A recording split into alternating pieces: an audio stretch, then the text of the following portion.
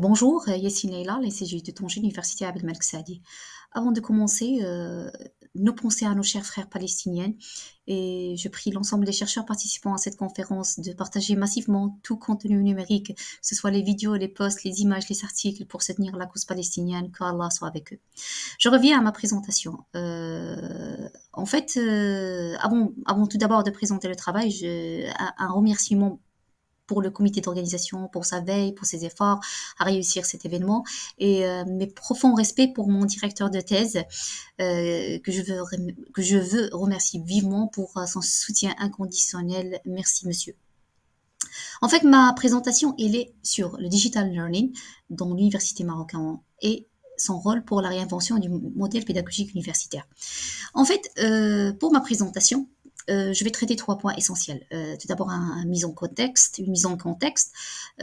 puis un aperçu vite fait du digital learning. Après, à la suite, les différentes réformes qui ont, qui ont, que l'université a connues.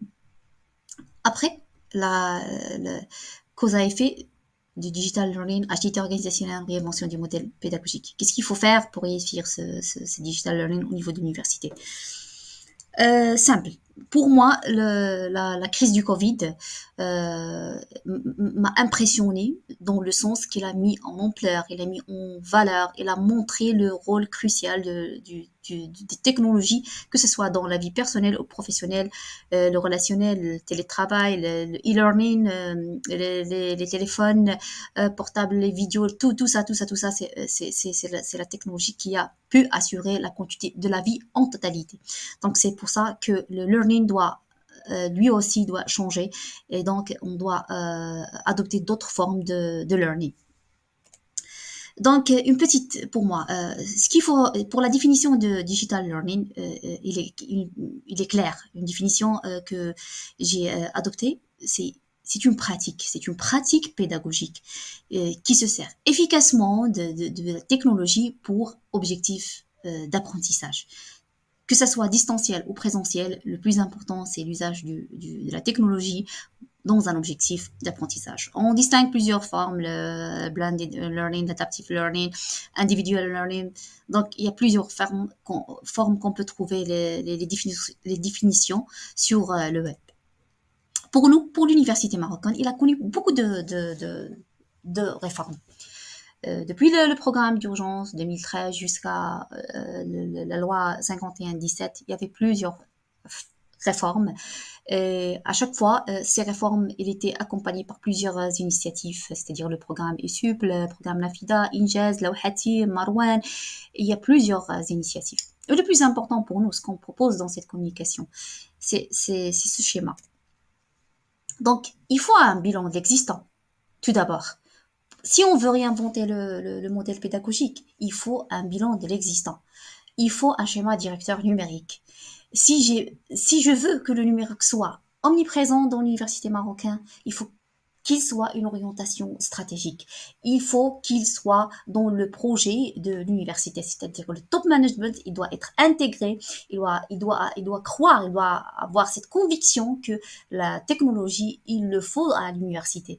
Parce que le problème, d'ailleurs, entre parenthèses, ma thèse, c'est la transformation digitale de l'université. La transformation digitale, tout d'abord, c'est une conviction. Le top management doit être dans la conviction totale, c'est via la technologie, on peut ouvrir plusieurs portes, on veut faciliter les pratiques pédagogiques, que ce soit pour l'enseignant, que ce soit pour les étudiants, c'est l'affaire de tout le monde. Il faut que tout le monde, il est là pour réussir cette intégration, entre autres, du digital learning et le processus de l'apprentissage en totalité pour arriver à une transformation numérique de l'université. Donc, pour nous, il faut deux choses. Il faut deux choses et là, j'ai pris comme modèle le modèle de conduite de changement de Autissier. L'Autissier nous parle de deux enjeux. L'enjeu numérique et l'enjeu collaboratif.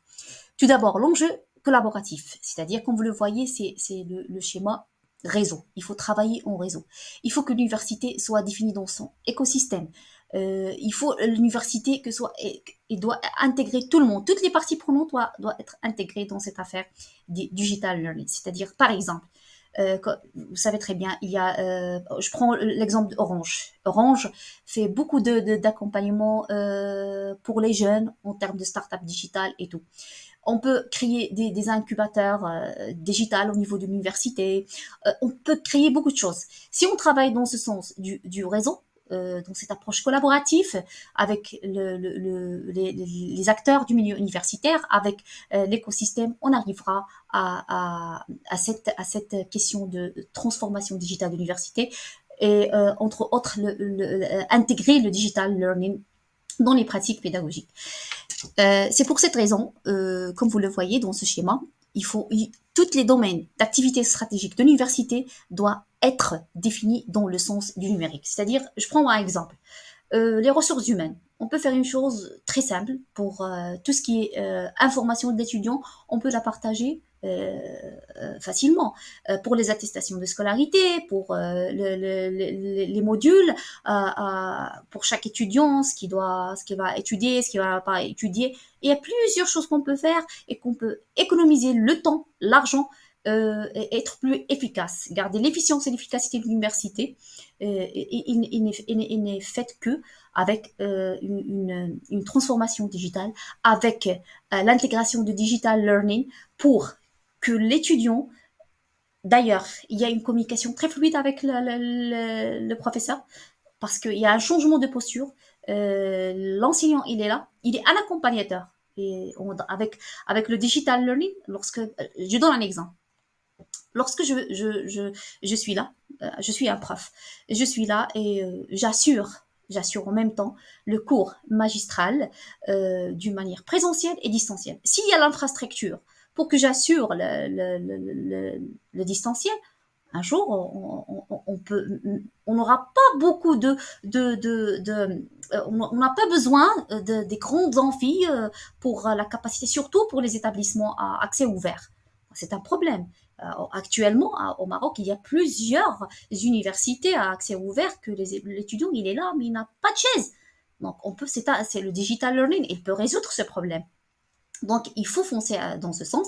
C'est pour cette raison que la question du digital learning, l'intégration du digital learning, il faut qu'il soit une question stratégique. C'est-à-dire, c'est pas l'usage c'est pas quelques programmes. Non, il doit être une question stratégique. Je dois adopter ce nouveau modèle d'apprentissage comme question stratégique.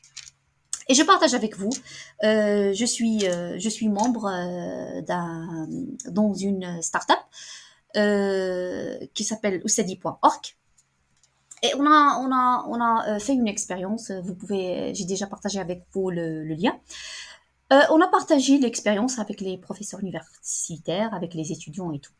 Ce qu'on a constaté, c'est qu'il y a beaucoup de réticence au niveau de professeurs. Et pour les étudiants, cette pédagogie est inversée. C'est-à-dire, je suis là dans la plateforme, il y a les sources et tout.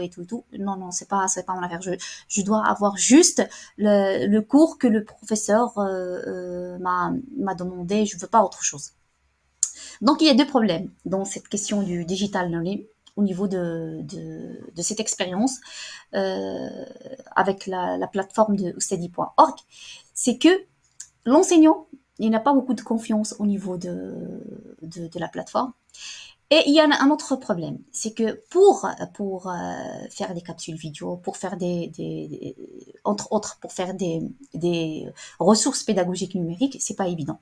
Donc, il faut avoir une volonté, il faut structurer son cours, il y a une certaine logique, donc tout un travail. Et lorsqu'on est là devant un professeur, donc c'est un peu difficile parce que c'est pas tout le monde ne veut pas cette méthodologie de travail. Il y a beaucoup de réticence.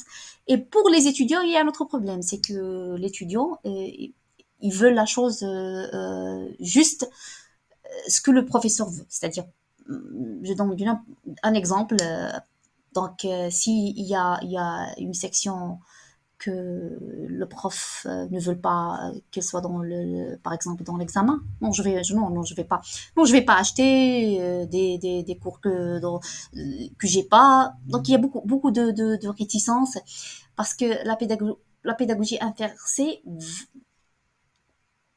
on doit faire de l'effort pour avoir de l'information. Et comme conclusion, on peut dire que le digital learning est une affaire de tout le monde. C'est pas l'affaire uniquement du top management ou de l'enseignant, c'est l'affaire de tout le monde.